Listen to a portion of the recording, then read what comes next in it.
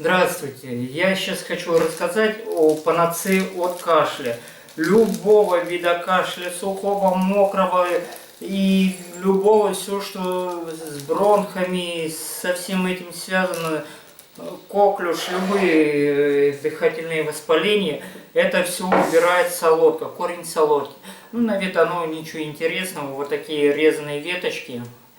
2 столовых ложки на 1,5 стакана воды заваривается, в итоге получается, не заваривается, кидается, проваривается, в итоге вот такой вот настой получается.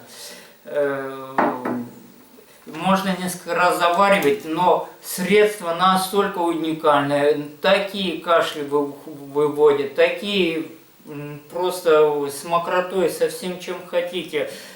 Обволакивающие свойства очень сильные у солодки.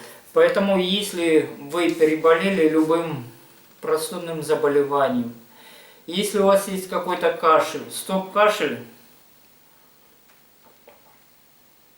отвар от солодки, он в каждой аптеке везде продается, это достаточно дефицитное средство, но везде есть. Что еще хочется сказать? На вкус оно приятное, сладкое. Вообще солодку в очень многие сборы добавляют, травные сборы. А в тех травных сборах она работает как усилитель всех свойств тех трав. Ну а если вот отдельно мы пьем, то ничего лучше на свете, наверное, нету, чем отвар из солодки для убирания кашля. Поэтому любое, еще раз, простудное заболевание, какое-то явление у вас осталось, для профилактики отварить.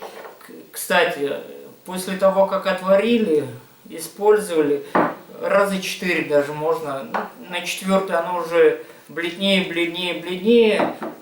3 раза точно, 100% можно эти веточки, эти корни переваривать.